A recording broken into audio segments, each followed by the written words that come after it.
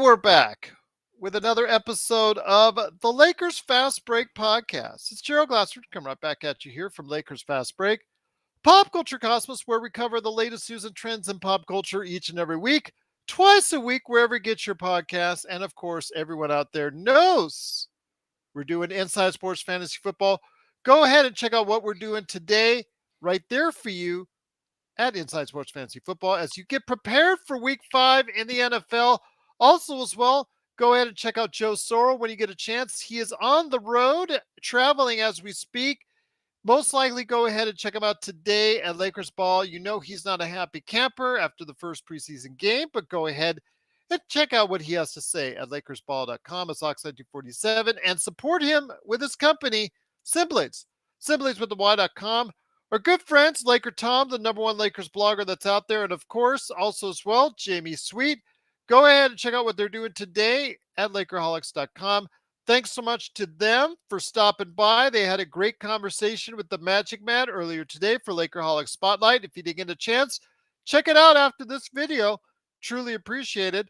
Also as well, go ahead and make sure you've got covered our good friends, Empire Jeff TV.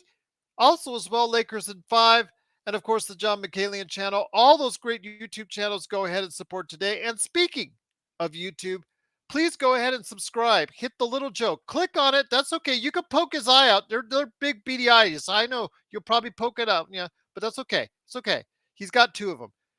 And when you do, you'll get the latest notifications on when we go live with the latest Lakers Fast Break podcast. Well, the Lakers exhibition season, it got off to not the best of starts. No LeBron, no Austin, taking a siesta, sitting there on the sidelines. LeBron with the very highly stylish hat on, very stripish today. He had a lot of stripes going on. That's what he liked. Okay, by all means. Better stylist than me, of course, because he's got all that stuff going on. Because unfortunately, he had to turn his hat around because he did not like what he saw. Because when the Lakers came out there, unfortunately, they did not go ahead and show much out there after an initial surge by Anthony Davis. And also, as well, some good play in the first half by D'Angelo Russell. Also, want to make a mention of a couple other names of note that played pretty strong. Jackson Hayes. And also, as well, give a little bit of shout out to Demoy Hodge. But outside of that, a lot of struggles everywhere. But then again, it's the first game. And unfortunately, the Lakers struggled most of the game trying to find some different lineups that worked. But unfortunately, there was a little bit of miscommunication here and there. Defensively, we just did not look very good at all.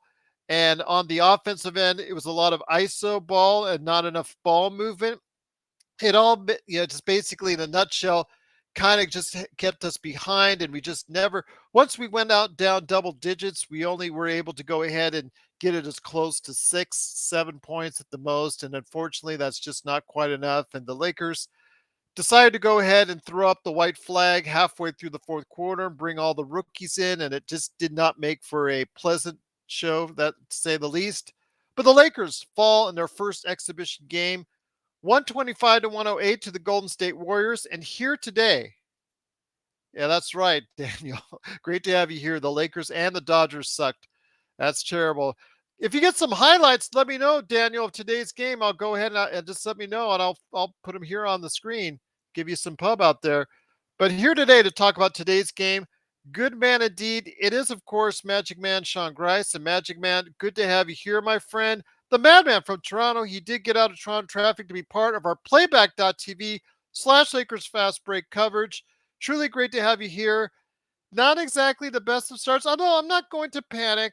I said we would not take too much away from the first exhibition game. Cam Reddish, we're worried about him because he did turn his ankle pretty nastily. Unfortunately, we'll have to see what's going on with him. But your thoughts so far on what you saw today, the first exhibition game? Not exactly the way you wanted to go ahead and start, but then again, trying to feel everything out. A lot of turnover, a lot of new players playing in there. Hopefully, that's just going to be something that the Lakers are going to have to iron out. Yeah, it was half expected, Gerald. With preseason comes hiccups. So, Oh, uh, that's Yeah, there were plenty of hiccups tonight. Other than what you have said, the one guy that really stood out for me, and I think people could use a squeegee with their third eye on, is Jackson Hayes. Although having somewhat of a questionable reputation as far as IQ goes, Gerald. I liked what I saw from Jackson Hayes tonight. He was active, he was energetic. Every 50-50 ball, either I saw Jackson Hayes on the bottom of the pile or he was somebody they're lifting off to get to see who has the ball. Um, that kind of contagious energy feeds into getting time in a rotation. So I have a feeling Jackson Hayes is going to see a lot more of the floor Monday night. I liked what I saw there. On the opposite end, Jalen Hood Shafino, although me and Gerald saw what we saw in Summer League. We saw what we saw. We said we saw what we saw, and there were a lot of. I know there was a lot of maybe disconcerting voices out there that thought we were maybe being too harsh or too hard on the kid. But as everyone saw tonight, gave a good effort, but it's just not there, Gerald. It's just not there yet. It Um, is not there yet, but again, it's he's a rookie. I'm just going to give him a little bit of slack on that. He was not very impressive at all. 3 of 12 from out there on the floor, 1 of 5 from behind the arc, 7 points, 2 assists, 6 rebounds. Absolutely terrible defense. His footwork was abysmal out there. He could not. I think you and I could have dribbled around him. That's not very well complimented of him and his efforts. There's a lot of work to be done on the defensive end, and then on the offensive end, obviously, he is just not very good as well, or very adept yet at being able to shoot. Again, first game, I don't want to make too many impressions of yet, but so far he's not had a good outing yet as a Laker in summer league or an exhibition play.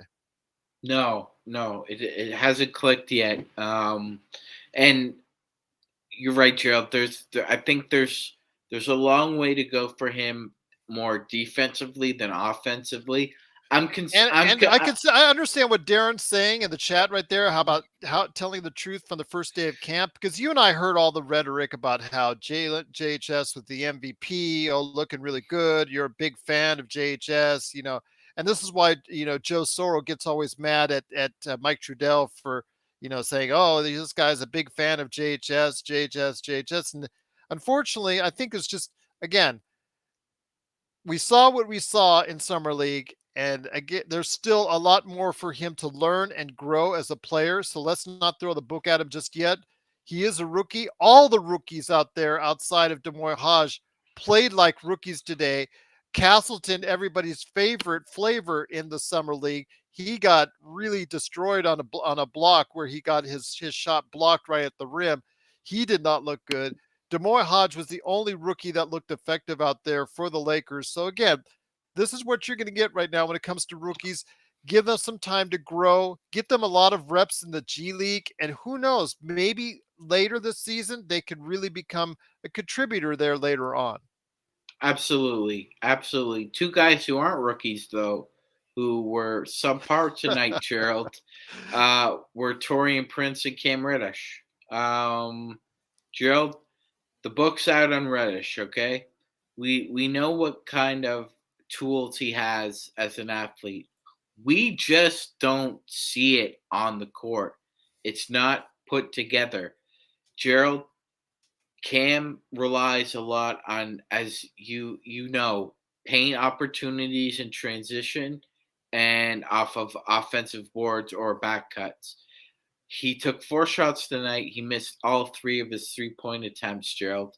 Uh, he's got a problem finishing at the rim as well. Did you know, Gerald, that Cam Reddish last year shot less than 60% at the rim? It was a little over 57%. So even when he gets his opportunities in the paint, it's 50-50 whether or not he's going to make them. Didn't play well tonight. Torian Prince got the hook real fast, Gerald. Picked up, got Yes. into foul trouble. Nine, very as quickly. actually Laker Nick pointed out, 9 minutes, five fouls. Yeah, almost a foul a minute for Torian Prince tonight. To put it into perspective, Maxwell Lewis, who both me and Gerald like immensely, but do feel that needs some seasoning, got more minutes than Torian Prince tonight. And Well, I don't again, know if I it's liked him. only He remember he got 3 donuts in the yeah, summer yeah. league, so I don't Well, know if you might like him more than me. But he actually he didn't have much opportunity on the offensive end, but he did all right. I think he hit a three from outside. So uh, 13 minutes, played more than Torian Prince, which this is true. you that's something I do not want to see if I'm Darvin Ham looking at the film tomorrow's. How does a rookie outplay a volume 3 point shooter supposed to be a vet in this game? Yeah. But like you said, Gerald, chalk it up to first game. It's preseason. LeBron and Austin Reeves aren't inserted into the starting lineup. The first quarter was just raggedy hell. A Well, lot of let's give a I shout out to the MVP though, my friend, and that's going to be Max Christie. Max Christie, he comes in here. And that's something I want to go ahead and really stress. Of all the players who play, I mean, Anthony Davis, he came in and did what he needed to do, even hit a couple threes. What we saw from D'Angelo, he gave you bursts, especially the way that he closed out the first half. Definitely gave you what you need there, and obviously gives you the signs that he can do that going forward. But the guy that I think really needed to prove something, as we talked about, and you and I actually had those same kind of vibes as far as who we were trying to pick that would actually make a difference in today's game. And I think when I don't know, it was you or I that said Max Christie, and it definitely, I think, Max Christie, a really really good solid game, and shows that he really wants to be a part of this rotation Magic.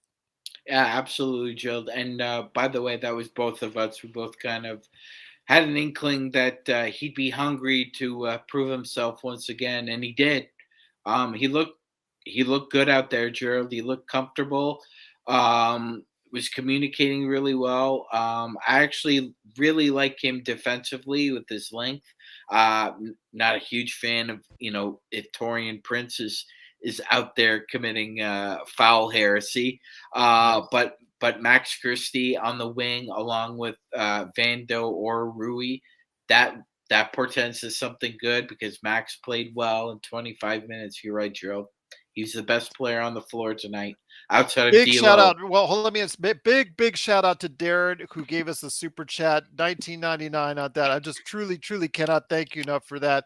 I'm putting $100 right now that Prince only shoots 34% or less from the three. It's a Lakers curse. And remember, Darren, remember this is the guy who already this past week in training camp promised and guaranteed that he would be above 40% this season. He was around 38% for Minnesota. Your thoughts on Torian Prince? It wasn't the offense that really got me bothered there, Darren and Sean. It was the fact that, my God, he was absolutely terrible on defense, fouling left and right. Yeah, he was, Gerald. It almost looked as if he was had back surgery or something. It was just a lot of the wacky, waveable, inflatable arm guy Yeah. with his defense. Not a lot of movement. Gerald, for somebody who's 6'7", uh, and has a decent build, he needs to fight around those screens a lot harder. Yeah. Actually, by the way, it's sad as say, hopefully that's not a Boston Bruin remix jersey.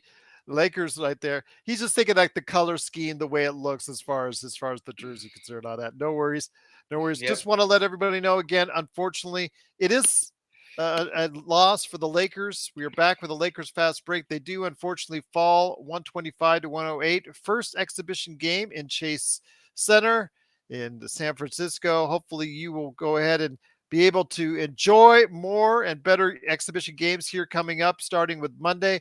Hopefully, you enjoyed our coverage on playback.tv/Lakers Fast Break. Also, our pregame Lakerholic Spotlight right here on this channel. Go ahead and check out the conversation that was after this show, of course. Check out the conversation the guys from Lakerholics.com had as well.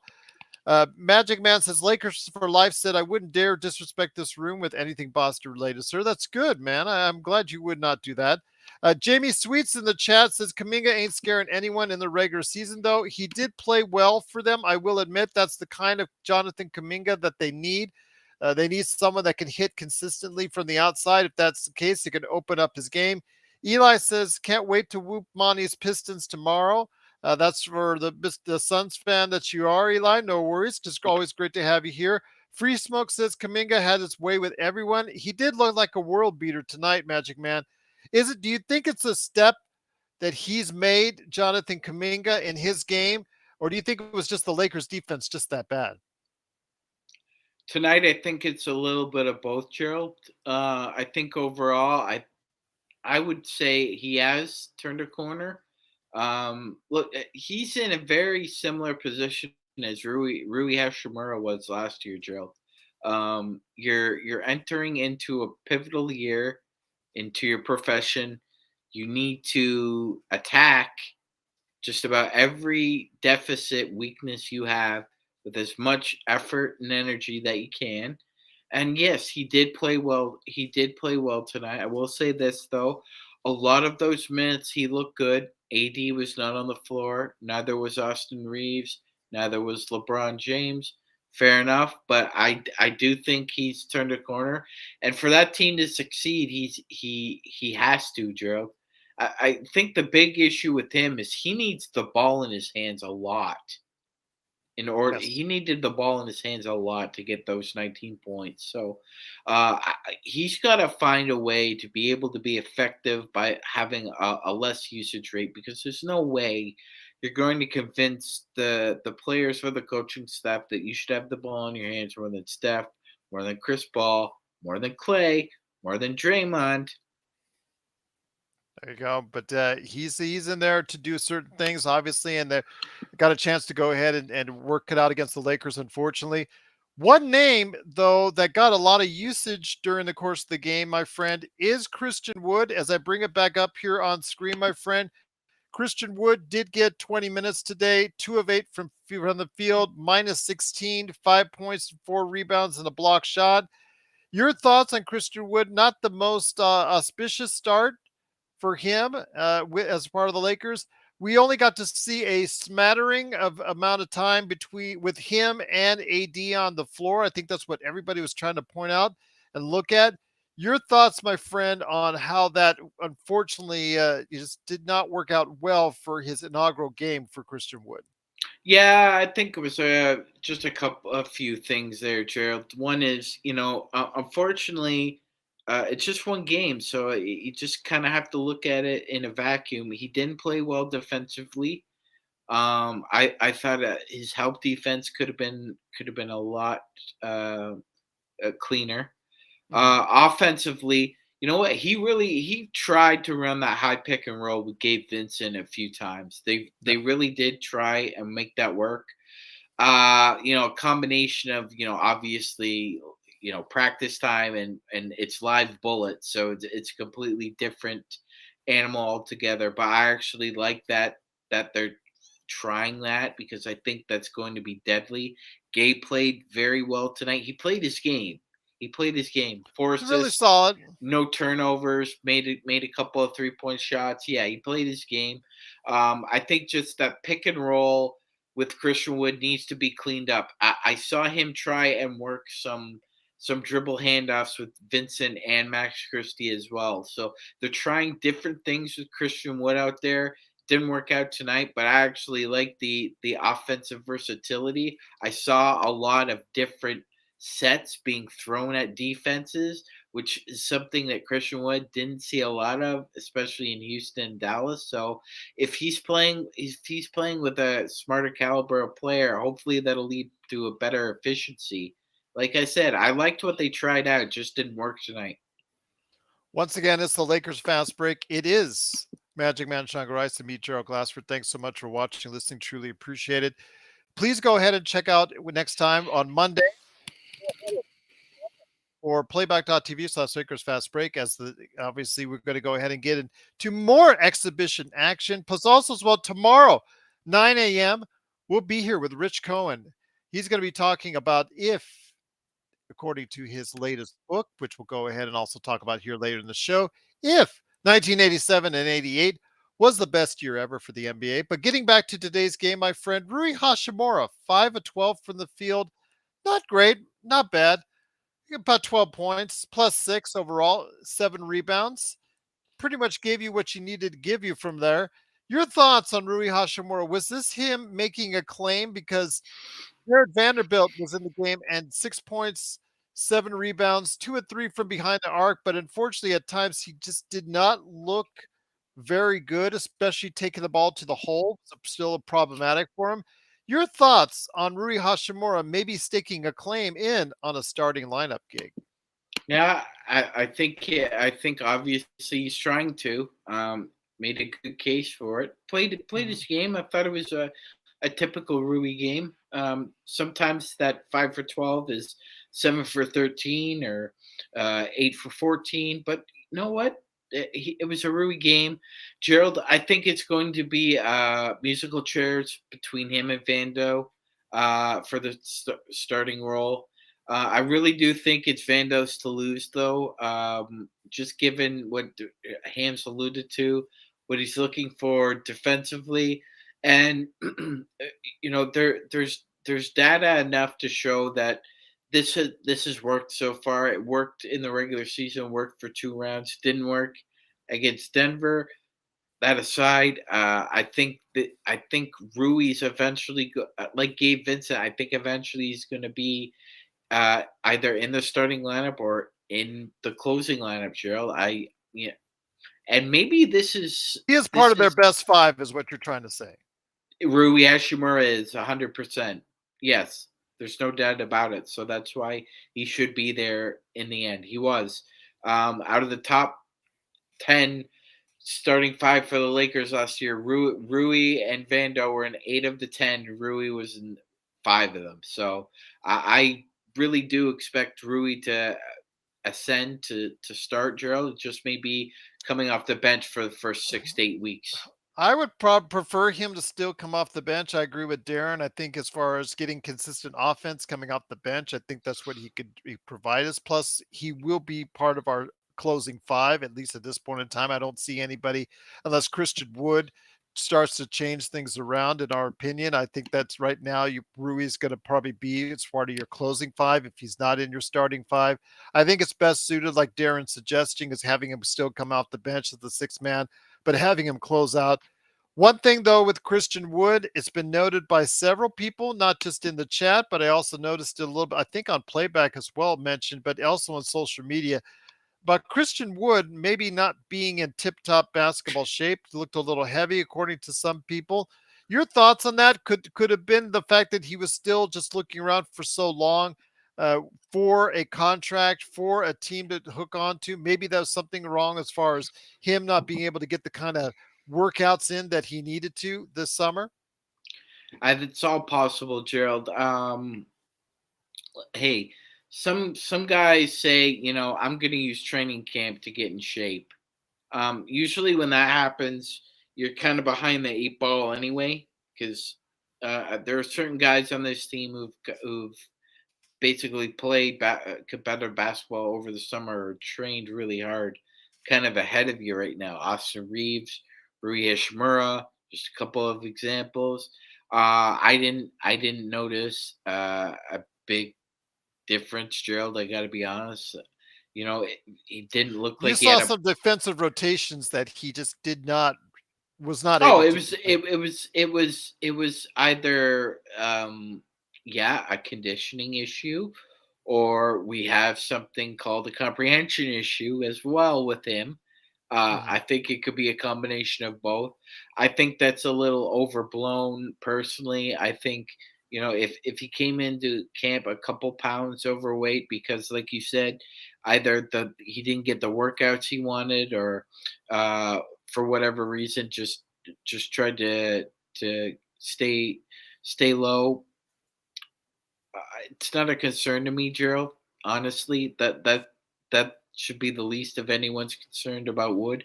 He will get in basketball shape. We know what he can do offensively. I didn't like what I saw defensively tonight. No, I didn't tell you what I didn't like what I saw out of us defensively. I thought it was just terrible. And obviously when you give up 124 points, Magic, it's not pretty at all, especially on that end. I saw Cam Reddish, I think is a name outside of what he turned his ankle. Hopefully he's going to be okay. But Cam Reddish, I saw the player that, going back, Magic, I said this is for months now. I just saw a player that, looks great on those Twitter videos that for 30 seconds when he's slam dunk, performing a slam dunk, but it's what he does outside of that may not endear you. And we just saw a player that just does not look like he was going to be able to give a major contribution. The Lakers signed him, and you saw in the time that he was there before he got hurt with a sprained ankle, it just does not look pretty right now for Cam Reddish. But then again, we're trying to go ahead and keep things in perspective, but right now it looks like it'll be an uphill climb for Cam Reddish. Go ahead, Magic. Like, yeah, it really does, unfortunately, Gerald. Mhm. And look, it's a matter of preference, and for anyone to kind of come back at Gerald or any other individual to, well, you're not really giving him a chance, Gerald or Sean, or, well, you know something, your reputation precedes yourself. And that's just the way it is. It's guilt by association. Gerald understands this as good as anybody else. He hasn't found a niche offensively anywhere. Anywhere. Like Gerald said, he had 2 great weeks in Atlanta 3 years ago. Well, you saw him. He couldn't go off the dribble drive, so he couldn't No, he ISO, could not. couldn't shoot His, from the his outside. shot his shot mechanics do not look good to me. The only time he looked good was when he was out on the break and That's out of it. transition. That's That's it. it. That's it. But he still missed his one paint attempt, Gerald. Yep. Reddish lives off paint opportunities. Almost 48% of his offense comes from the paint. Now, unfortunately for Cam, his his percentage of effectiveness at the rim goes down the longer he plays. He finished at a rim rate of 57% last year. That's not good.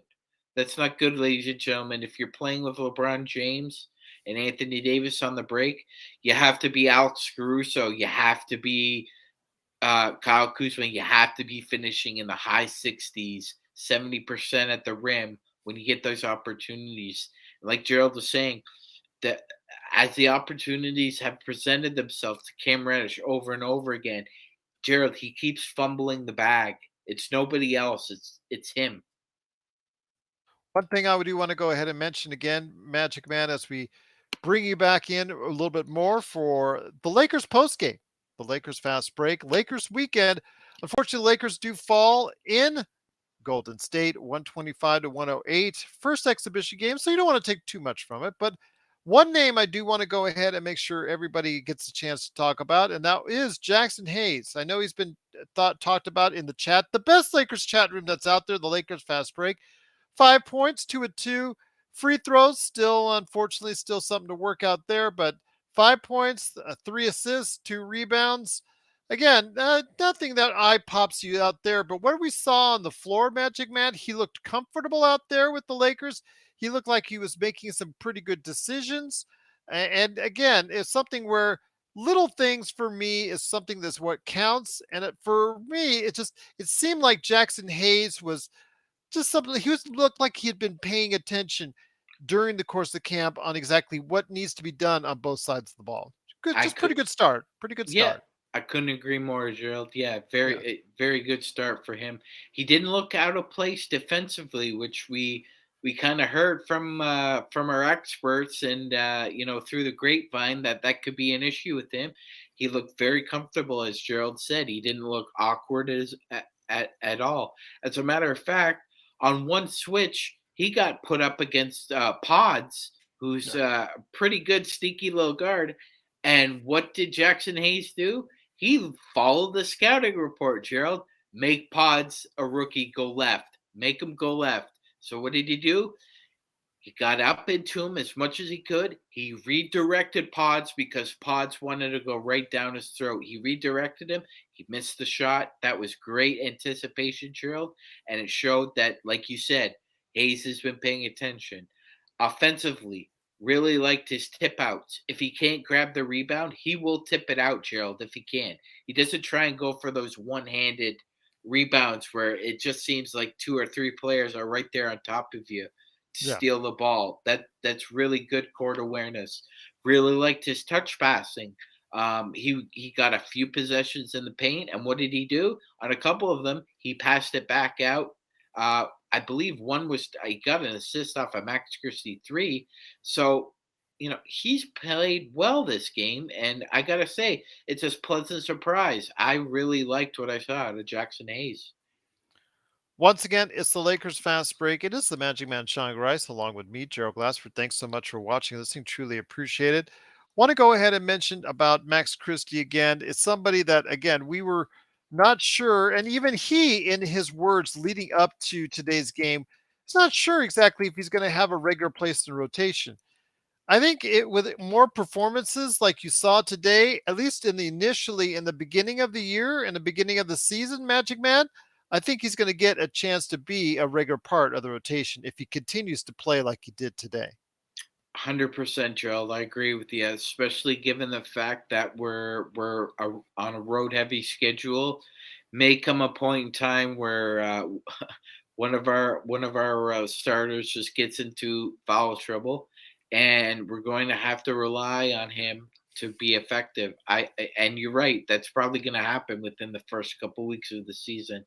Um, and again, I think as much as we're talking this out, as we've all talked about, it's about tempering expectations as well. At certain points in time, you may get 25 minutes for a 10 game stretch, and then there may be a 10 game stretch where you only average 15 minutes, Gerald. So I think it's important for everybody to realize that uh, this is going to be 1 through 14. Just like last year, there's going to be somebody who comes and becomes an unsung hero. Last year was Lonnie Walker the fourth. We'll see who it is this year, but another name to keep in mind is somebody who may help the Lakers in the long run by being able to be there in the short term. One of the things I want to mention to you, Magic, as we get to more into the game, I want to ask you this in regards to a lot of ISO, not a lot of good ball action, not a lot of good ball movement. You and I commented several times on playback, and also Alan did as well on our playback chat, playback.tv/Lakers Fast Break, that the ball movement was just not there. A lot of ISOs. Christian Wood was very, I should say, ISO heavy, leaned into it quite a bit, did not facilitate the offense very well. 2 of 8 shooting in his 20 minutes seemed to. I thought he actually took more shots until I had to look at the box score. Um, again, I don't want to say he's a ball stopper, but again, he's hired to, and he was brought on this team to go ahead and provide some offense. So I get that part of the equation. But the ball, whether it was him or somebody else, it just didn't, even Anthony Davis.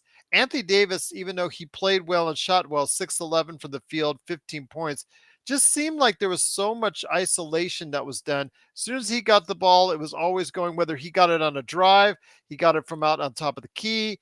It always seemed like it just basically the ball did not move very well. Your thoughts on why the ball did not move very well this evening? Yeah, Gerald, great question.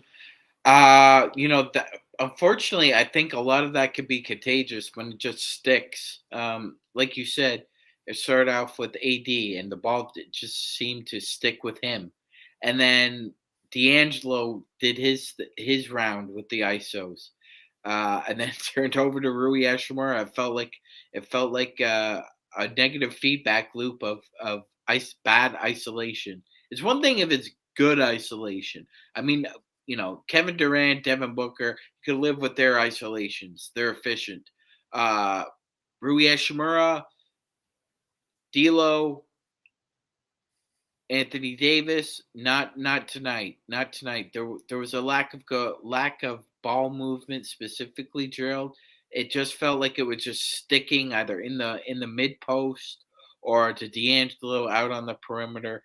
Not the way to win basketball games, especially in the meat grinder that's going to be the Western Conference. Too many good defenses will feast on that. And to look back, go back and look at the Lakers ISO numbers, ladies and gentlemen. Not good. Not good at all. One name I want to go ahead and ask about your thoughts. People in the chat think Gabe Vincent was pretty solid. Again, saying that that's his cup of tea. His idea is to be solid. Could have shot the ball better from the field, 2 of 6, but 2 of 4 from behind the arc. Overall, 7 points, -9. So he and AD played a similar amount of minutes, and unfortunately, both -9 from the plus minus aspect of it. 7 points, 4 assists, played okay in my opinion. Nothing really too much to complain about, except for the fact that just he wish he could have shot the ball a little bit more efficiently. Your thoughts on the day for Gabe Vincent?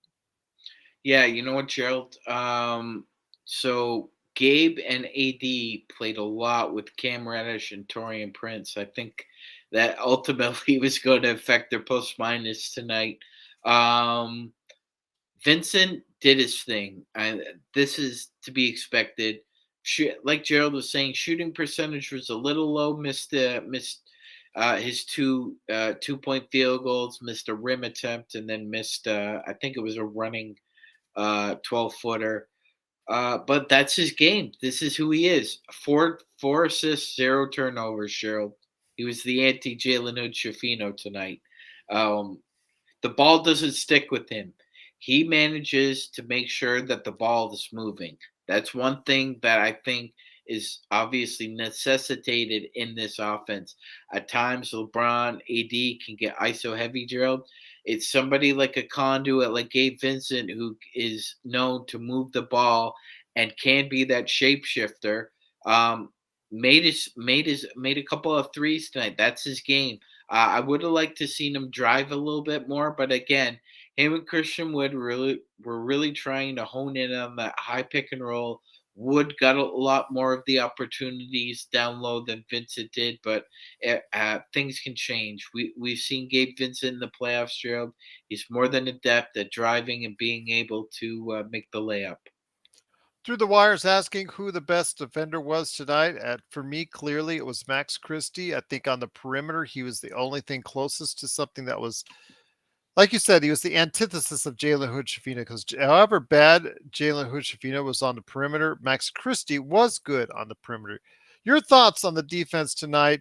Wasn't much to speak about when you give up 125 points, but there were some hands, there were some contests, there were some steals, but I think overall, when it concerns, as far as who decided to go ahead and really stick it out on defense tonight, I think it was Max Christie for me, my friend. Me as well. Me as well, Gerald. He looked comfortable at point of attack or as the help defender on the perimeter.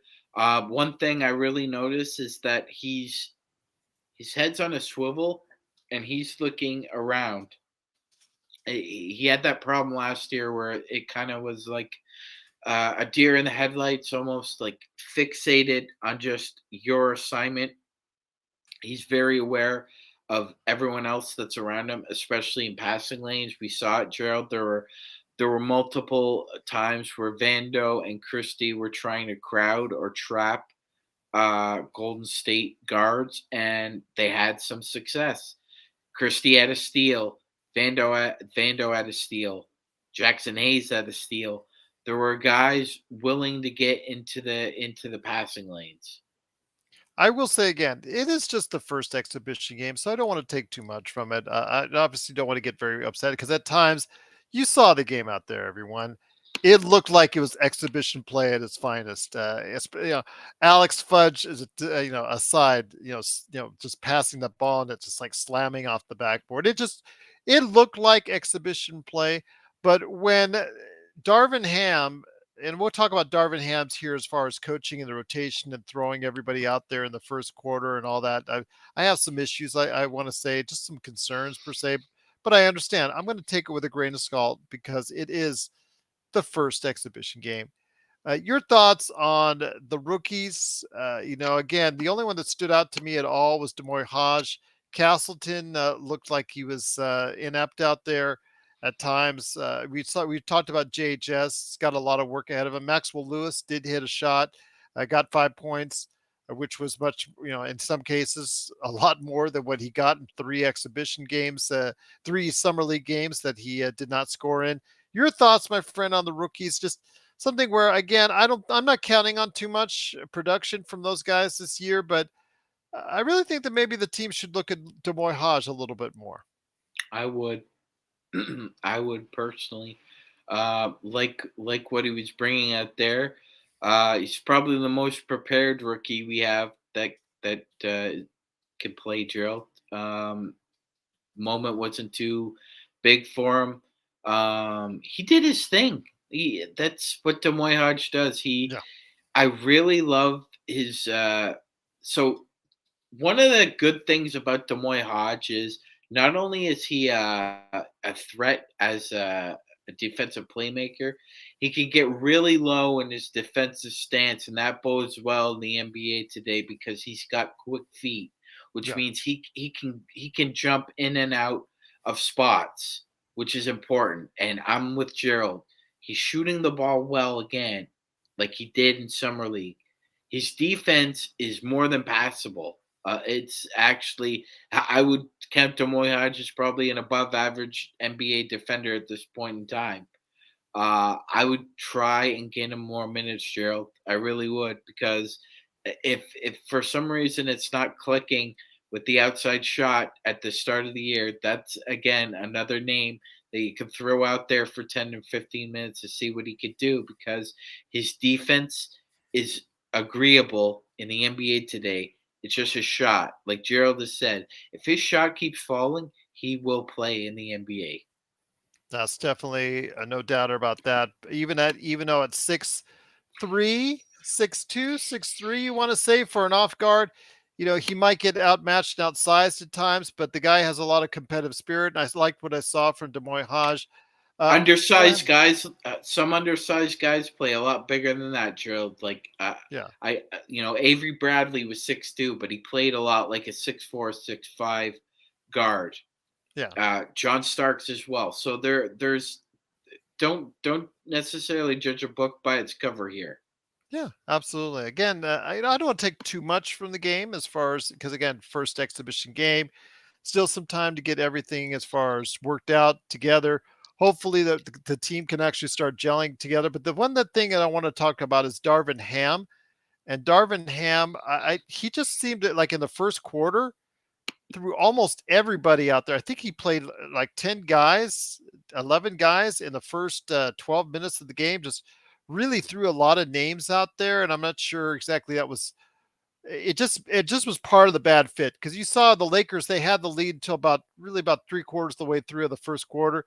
Then just they started just all the bodies coming in and out of the lineup just started to really mess with what was going on, and that you could just see once the Golden State Warriors started shooting well from the outside, the rotations just the bodies coming in and out. I think Darvin Ham again.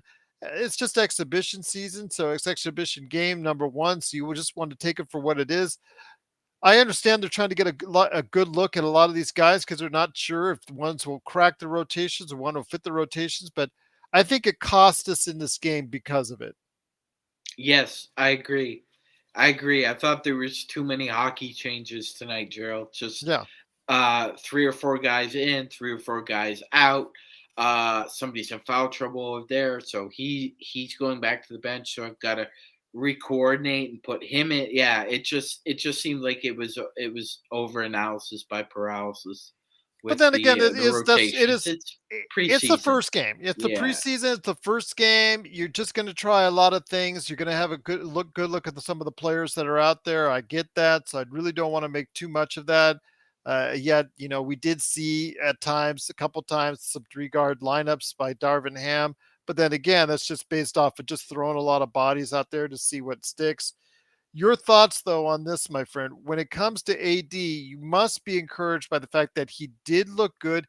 Little too much ISO ball. They didn't set him up properly at times, but it didn't seem to matter for him the way he was shooting tonight. Yeah, no, it was very similar to that game one in Golden State where he just dominated that first quarter. Yeah, Uh, Looney could not stay with him. no, it was kind of a similar story to game one in that series. Yeah, other than the ISO, I agree, Drill. AD looked comfortable. That the 3 point shots he hit were in rhythm. So I mean, if we're getting rhythm, AD shooting from three, yeah, I think everybody could live with 30%. Not with 22, but with 30. Yeah. Um, definitely. Look comfortable. I mean, first and foremost, and we'll get word on Cam Reddish, but everybody came out of this game healthy. So that was the silver lining in all of it, other than it just being a preseason game. But yeah, he looked good. He looked good. 13 minutes at 15 points, almost a minute, almost a point per minute. That's right around where his strongest app efficiency is. So he looked like he was ready to go. Already the comparisons, as JE said out there in the chat, between, of course, Jackson Hayes and Christian Wood. Christian Wood a minus 16 on the game. Jackson Hayes a plus 7. Just seemed like a lot of people more comfortable right now with what they saw from Jackson Hayes. Again, it's just one game. I want to keep things in perspective, but your thoughts, my friend, right now. I still would like to see more time with Christian Wood and AD together, but making sure that Jackson Hayes does get some time off the bench. I think you need to take care of both of those situations, Gerald. To be fair, there's a lot more asked of Christian Wood than what's asked of Jackson Hayes. That's a good point. Yeah. Yeah, so I think it's just going to take a little bit while with Christian to get up to speed than it is with Jackson. Jackson has a specific role that he's asked to play, and he played it superbly. He really did. Really loved the minutes Jackson gave. He came in right from right from the hop. You could kind of tell who's got energy and who doesn't. He's got energy for days. It was the right energy because he played focused and purposeful, boxed out really well, uh, made really good touch passes, communicated well.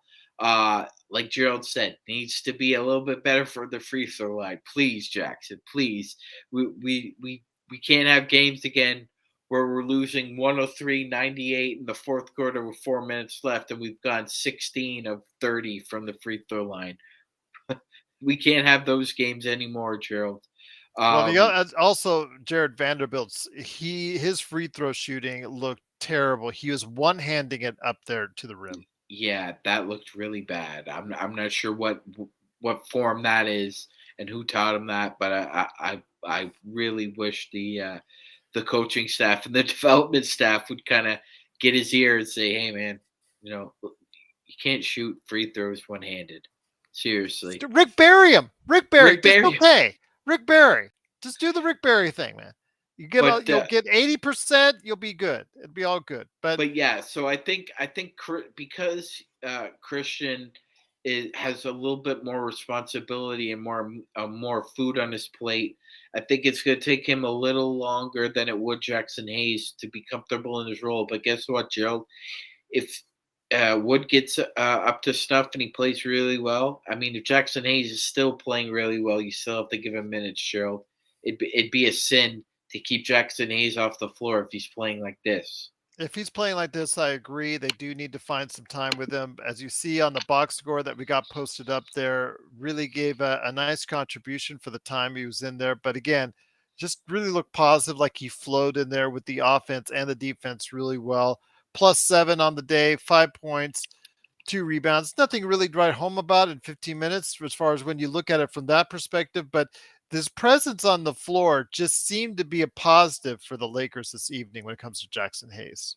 Yeah, 100%, Gerald. And look, in a in a year where you're trying to contend, trying to win a championship, It's the players who have more an impact on film than in the box score that usually help you win that championship. Let's go through the list, shall we? Derek Fisher, Ron Harper, AC Green, Kurt Rambis, Gerald. If he plays really well and up to par, Jackson Hayes could consider himself amongst those names that had more of an impact when you watched him play than when you just looked at the data sheet. Um, Go ahead. Oh, no worries. Intel Wild in our super chat. And thanks so much again. You can always super chat. Please go ahead and do so today on our YouTube channel for the Lakers Fast Break. Truly indebted to both you and Darren for providing super chats on today's show. Intel Wild says, I like Prince's defensive movement. Arizona 10, Dodgers 0. Kershaw was trash today. Yes, 6 runs in the first that kicked him out. USC is down 17-7. Not a good day for LA sports. When it comes to Prince's defensive movement, though, Intel, you said you like his movement and defense, but he fouled five, what, 5 fouls in 9 minutes. Hmm. I I don't know if I was seeing the same thing, Intel, because they took him to the basket. They took it strong, a couple and ones. I'm not exactly impressed with what I saw with Prince today. But then again, it's the first game, and I'm going to go ahead and with a grain of salt on that for you from Magic Man. Go ahead. Your thoughts on Torian Prince and his game today? Well, yeah, today it was not good, Gerald. It was not good. I remember a great quote by John Wood, and he said, "Don't mistake activity for productivity." And I think that could kind of chalk that up to Torian Prince tonight. He looked active, and he looked like Yeah, he was activity level that's fine, but the problem is that leads to overplays. playing. Yes, Yes, like so Gerald at was saying, least you get so hyped up, you get extra jittery, and that's what leads to mistakes. Is reaching in, he was reaching in quite a bit. reaching in way too much. Yeah, Yeah. absolutely. I mean, look, you've got either one of Rui Hashimura or Vando on the opposite end. You don't need to reach in like that because you also have AD waiting in the paint. You don't need to reach. We don't need to put teams in a position where they can have a little bit of an edge at the free throw line early on in a game. We've seen what that happens before. AD picks up a couple quick fouls. Uh, Usually, a team goes on a scorching run from the free throw line. So we don't need our perimeter athletes going in and reaching like that. And like for the most part, I agree with Intel. Overall, Prince's movement and his length make him, an above average to average defender in the NBA. Just tonight didn't look good. Didn't look good tonight, Gerald. Once again, it's the Lakers fast break. Unfortunately, the Lakers do fall in Golden State on the first game of the exhibition season, 125-108. Do want to also mention that we will be back for game 2 of the exhibition season on Monday night. 6 p.m. is the start time Pacific, 9 p.m. Eastern, as the Lakers host the Phoenix Suns right there for you. I'm sorry, Brooklyn Nets. The Brooklyn Nets host come by to go ahead and play against the Lakers. The Lakers host the Brooklyn Nets. Go ahead and check it out. 6 p.m. Pacific, 9 p.m. Eastern on Monday. Join us at playback.tv/Lakers Fast Break. Tomorrow, we've got a great show for you because for Lakers 101, we've got a special instructor, Rich Cohen, author of When the Game Was War, the NBA's greatest season. He's going to tell you why. Of course, from what I was showing there, as far as that's already on the screen, as already you can see on YouTube, that's waiting for you tomorrow at 9 a.m. on Lakers 101.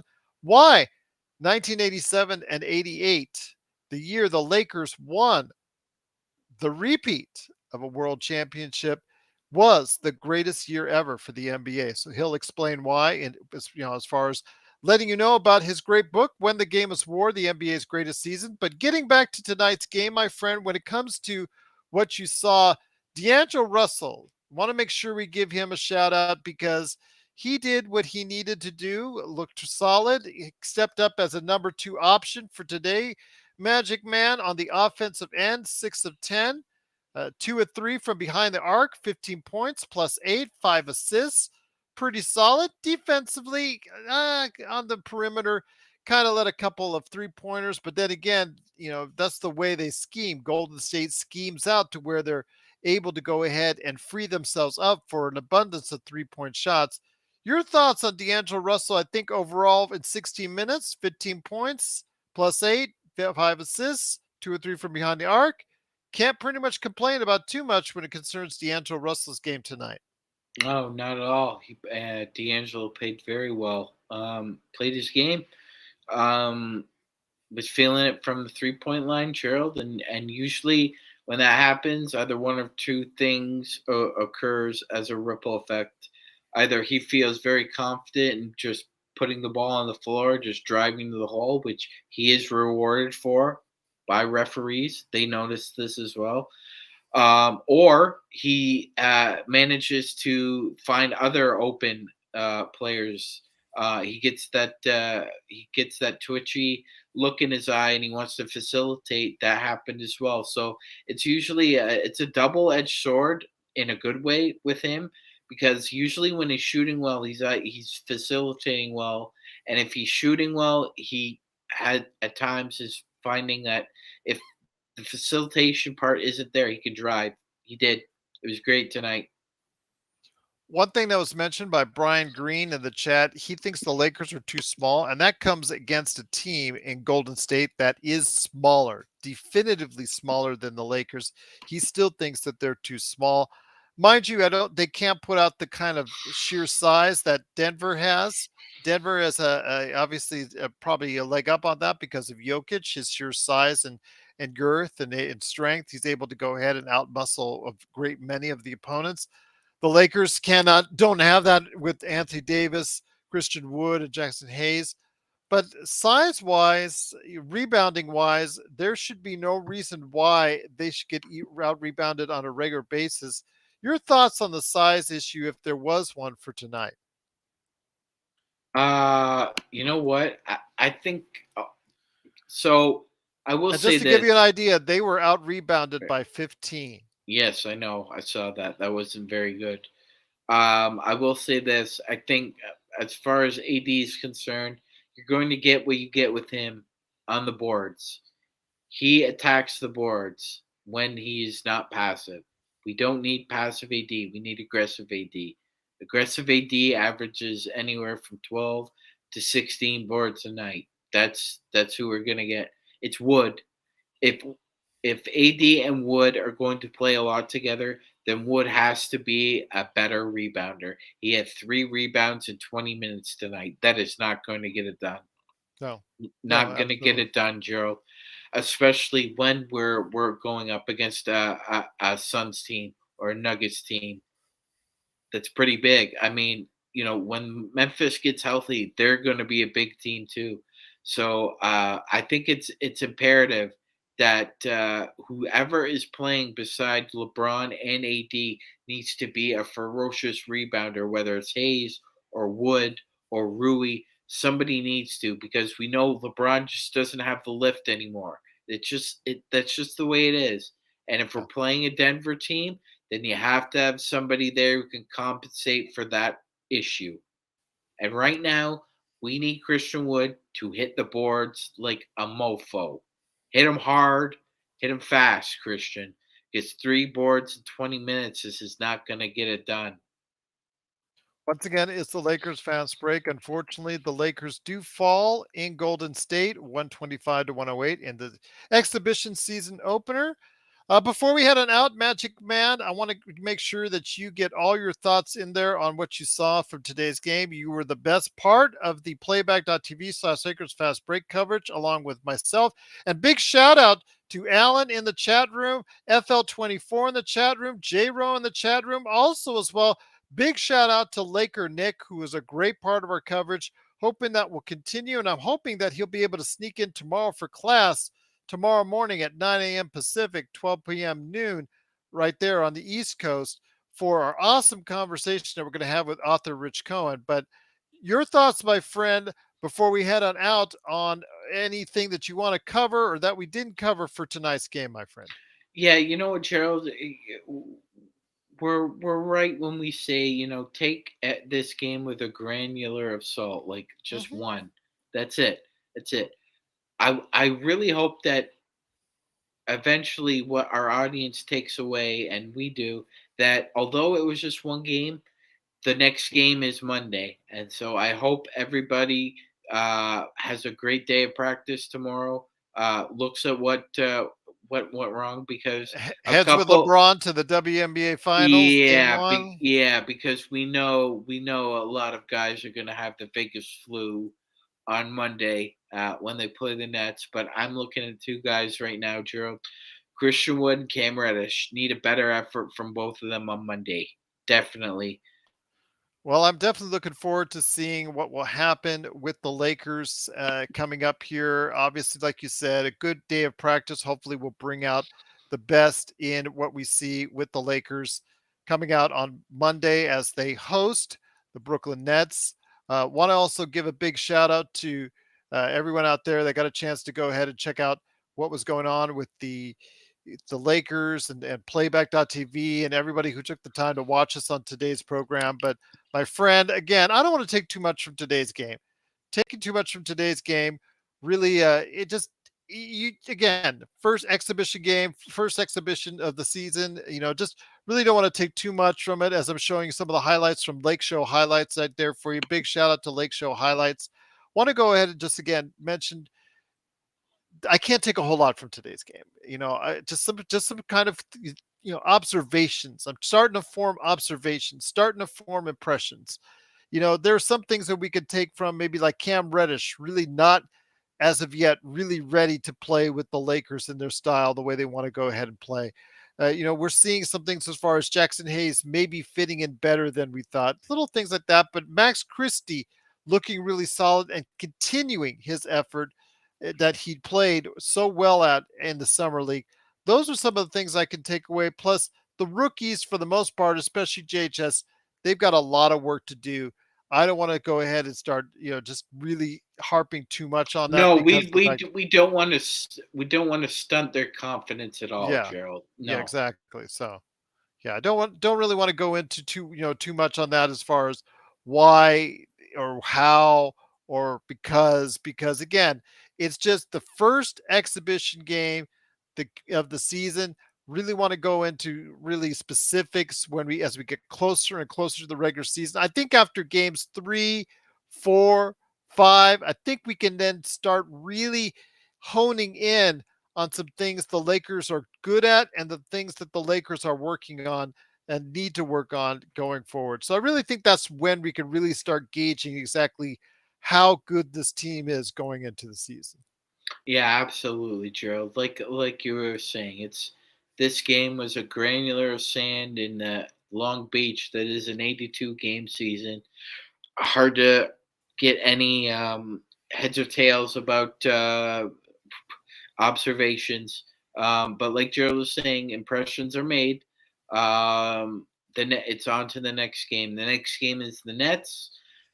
Should be a good focus for them, because this is a younger team that runs a lot as well. So they play a similar style as you. So styles make fights in the end. So it should be an entertaining preseason game. And it will be, and we'll be actually showing it to you live on playback.tv as far as being part of that coverage. The game itself, you got to go ahead and make sure you have your own cable subscriber on it to allow you to go ahead and join us for that. Even if you cannot watch the game from playback.tv, go ahead and check out the game and just listen to us right there. We're going to provide our own style of commentary on it. Plus, you can always join us in the chat during the course of the game at playback.tv/Lakers Fast Break. I want to go ahead and talk a little bit before we head on out, my friend, on the chat GPT, because people are calling about it garbage that NBA fans are especially Laker fans are really concerned about with the ESPN analyst World Western Conference predictions, because it looks like that whatever formula that they had to create the Western Conference picture was quite let's just say it was quite interesting, my friend. Showed the Lakers, I believe, in seventh place in their those prognostications with around 41 wins. LA Clippers ranked, I guess, 10th with 40 wins. So obviously the fans in LA are not exactly pleased with that. Your thoughts, my friend, on this? Because again, it showed, if you get a chance to check it out, as far as the projected win totals from the analytics that they used, with I think Memphis coming out on top, Minnesota second, and then going to Denver third. Your thoughts on, my friend, before we head on out? Yeah, Gerald. Wow. Uh, this is Kevin Pelton after all, and he uses a very laborious yet complicated uh, data system. I personally do not like it. I think it comes up the works like we see here. So that prediction says that the Lakers will finish in eighth place because I believe they had the Sacramento Kings in seventh place. The Mhm. Lakers would have 41, I think, point 0.3 wins. So you're giving the Lakers two less wins than you did last year after a summer in which they improved the roster. Yeah, very flawed, Gerald. I don't agree with it. I think the Minnesota Timberwolves could have the best season in their franchise history, Gerald. They still wouldn't get 48 wins. I don't know. I will see what happens, but yes, Blue Magic, great crowd tonight. Can we get it to 30 likes before we head out? I would love to see that. I do think the Minnesota Timberwolves are going to have themselves a decent season, providing a good health. I like their Mhm. options that they have on that team. I haven't picked a spot for them yet, but I do think it's going to be a little bit more promising than people are anticipating.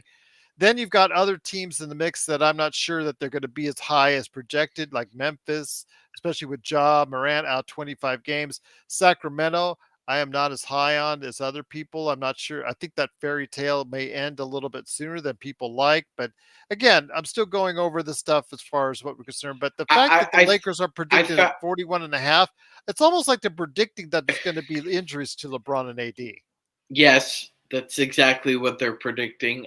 Yeah, Um, that's crazy. That's yeah, absolutely crazy. Yeah, no, and it's a little absurd to think that you'd reduce the win total by two based on the presumption that AD and LeBron are going to miss time. Yet the roster is better than it was last year, but you haven't taken that. It's just it's convoluted.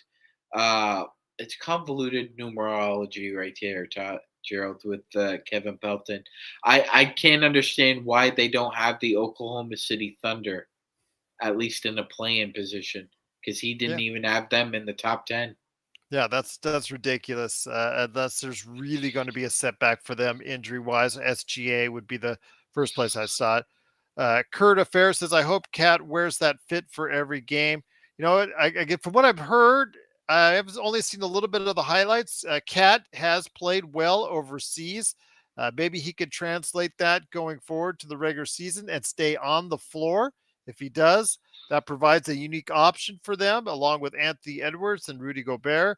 We'll see if that happens because I think they have a surprising team on hand. I think they're a better team than people are anticipating, but we'll definitely let you know our thoughts as it gets closer to the season. And obviously, our season preview is still yet to come here at the Lakers Fast Break.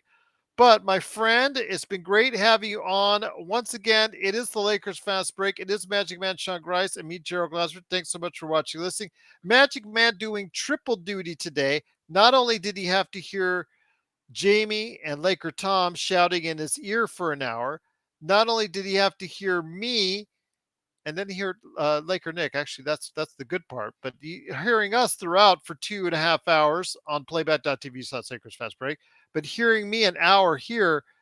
Overall, again, defensively, I was not impressed by the layouts that Darvin Ham put out there. But the thing is, I'm again chalking it up as the first exhibition game. He threw a lot out there, a lot of people out there. Like you said, the hockey lineups and the hockey changes, really something, again, people have to put in perspective because those rotations are going to be shortened up. We're going to be actually tightened up a lot more. Cam Reddish, we don't know what his status is going forward. I think some things are going to be changing by the time it gets to exhibition games 2, 3, 4, and 5, my friend. Absolutely, Gerald. That's what I would surmise as well. This is going to be an ever growing, ever changing process until they find the 9 or 10 guys that make the ecosystem the best it can be. Thank you to everyone out there. Again, Blue Magic, Search, Kurt, everybody out there, Eric. Just new to our chat. Please go ahead and subscribe today to get the latest notifications on when we go live on the air. Eric, great to have you here. Darren, of course, always just tremendous to have you here. Thank you so much to you and Intel Wild for your awesome super chats. Everybody in the chat through the wild, everybody, Devotion, Listed, Brian Green, Lifted, everybody out there, that just thank you so much for being part of what we do here at the Lakers Fast Break. Cannot thank you enough for being part of what we do. Just truly, truly sensational. Again, we're trying to keep you a little bit on the uplift because we're taking everything with a grain of salt for now. First exhibition game, not really panicking too much, but it didn't end up the way the Lakers wanted to with a 125-108 loss in Golden State. But we will be back tomorrow morning for Lakers 101, where we're going to talk again to Rich Cohen right there for you. He has got an awesome book, which you can get right now, When the Game is War, the NBA's greatest season, which he says is 1987-88. Go ahead and check it out today on Kindle, Audible, or hardcover, wherever you get your books, or Amazon.com. Right there for you. Actually, all of those prices are under $20, so it's a great deal indeed. But for Magic Man, Sean Grice, it's me, Gerald Glassford. Thanks so much for watching, listening. We'll be back tomorrow at 9 a.m. Pacific, 12 p.m. noon, talking some great Lakers basketball. And of course, we'll be back playback.tv/Lakers Fast Break for the game against Brooklyn at 6 p.m. Pacific on Monday. Also, we may even throw in some more Lakers Fast Break good conversation Sunday night or Monday morning or Monday afternoon. Who knows when we will appear? If you're subscribed, you'll know because you'll know the you'll get the latest notifications on when we go live, of course, with the latest Lakers Fast Break podcast. So, Magic Man, great to have you here. Any last thoughts before we head on out, my friend? 0-1 in the preseason, Gerald. Long way to go. Go Lakers. Go Lakers indeed. You know what?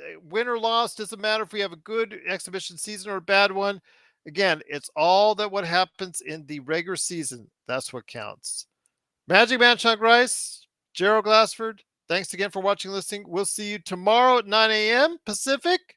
Bloodhound, you did miss the party, but you can always catch us here with part of a great Lakers weekend at the Lakers Fast Break Podcast.